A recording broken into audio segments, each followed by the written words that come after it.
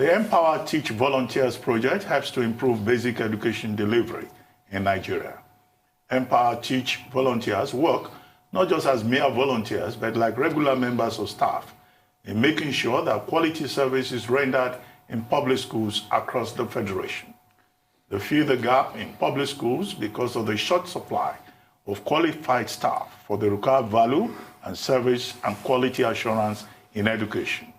These volunteers are empowered to render a number of services, including NTAX, which involves provision of services, answering online inquiries, customer management and awareness of tax compliance, Power Agro volunteers who provide advisory services to farmers across the country.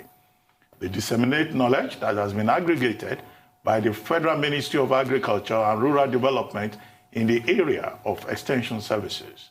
They also gather data of Nigeria's agricultural assets. Empower Health volunteers also help to improve and promote preventive health care in their communities to vulnerable members of the society, including pregnant women and children, and to families and individuals.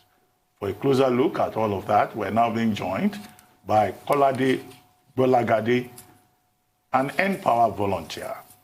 Kolade Gbolagade, good morning, and thank you for joining us on the morning show. Good morning, sir. Dr. Ruben Abati. Yes, good to have you here. Quickly, thank you.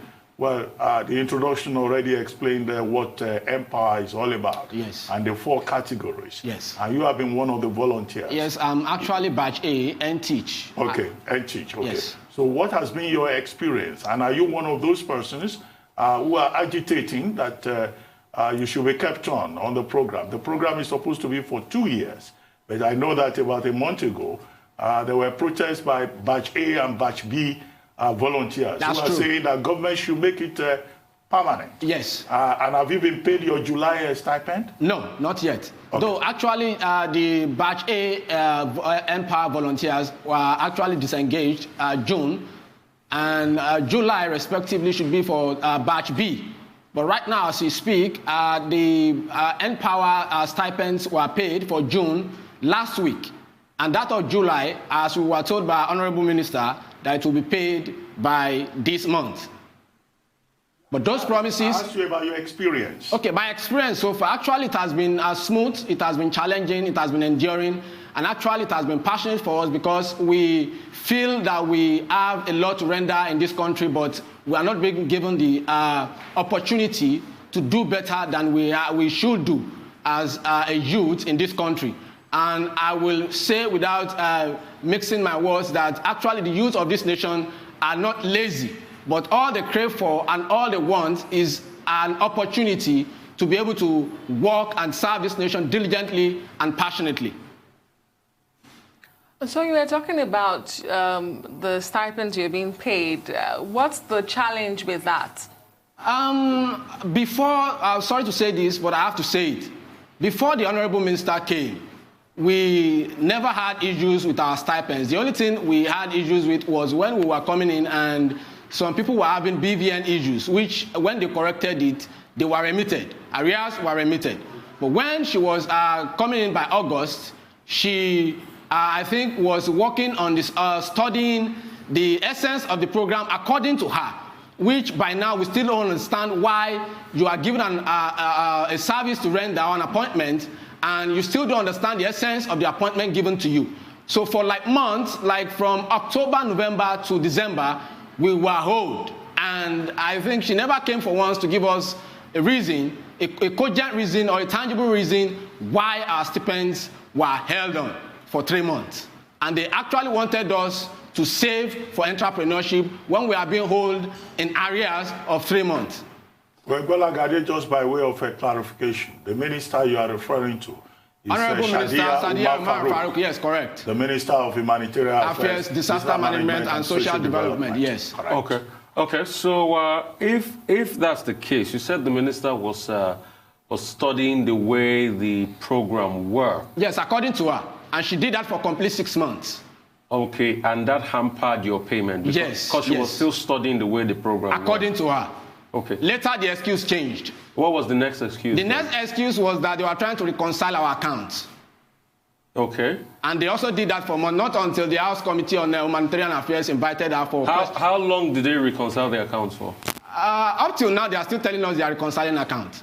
So that's why you're not getting paid. We were paid that of last year, December, before Christmas. They paid the 3-month arrears.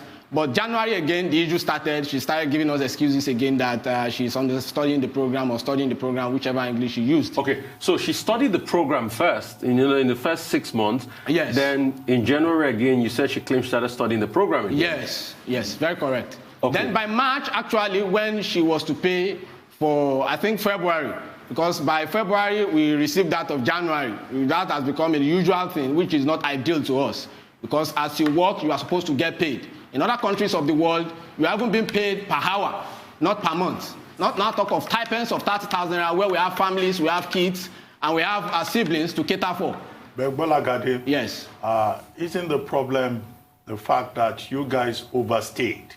Actually, in 2016, when the Empower program was launched, the whole idea was for the volunteers to stay for 2 years. That's true. But Batch A stayed for 40 months. Thank you. Yes, very correct. Yeah, so, and Batch B, 24 months. Yeah, couldn't that have created a situation whereby there will be funding considerations? They need to take another look at, the number of people on the program, and to be sure that there are no ghosts who have suddenly decided to stay permanently on the program, something that is supposed to be a short-term intervention, and you guys move on as either entrepreneurs or you get engaged in some government-supported programs. Now, this is it. Before she came in, I will repeat that again, there was a transition program that the Vice President and the inaugural officer, Mr. Afolabi, was working on. And when she came, she had to terminate that, and she started telling us that there would be another transition plan or exit package, which she only made mention of loan. And we have told her that we will outrightly reject the loan, that we are not ready to mortgage our future for the loan. That we deserve grant, or the spaces that we have in our classrooms and healthcare centers and on our farmlands, which even if we are absorbed, are still not enough to meet the quality of service needed in this country to survive and to endure the path of a good economy.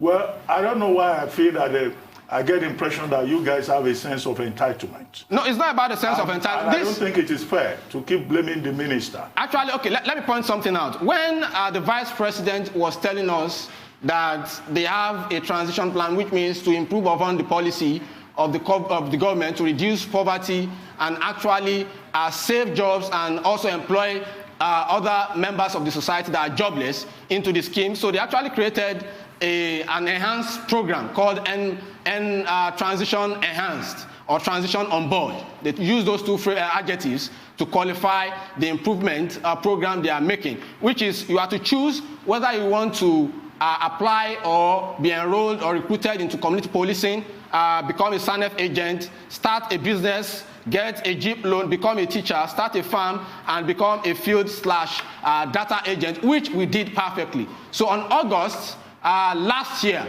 to be precise, when she came in, she told us that she has nothing to do with that and that there is nothing concrete on ground as regards that transition program, which we don't believe because she has been using media to actually spin the narrative, and which we have told her that this is our country.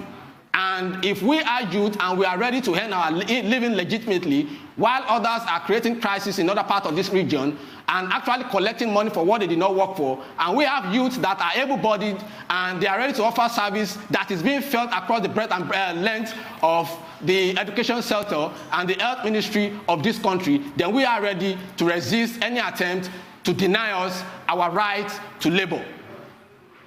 Thank you very much. I'm sure that the Minister of Humanitarian Affairs must have been listening to you, and we hope that the matter will be resolved.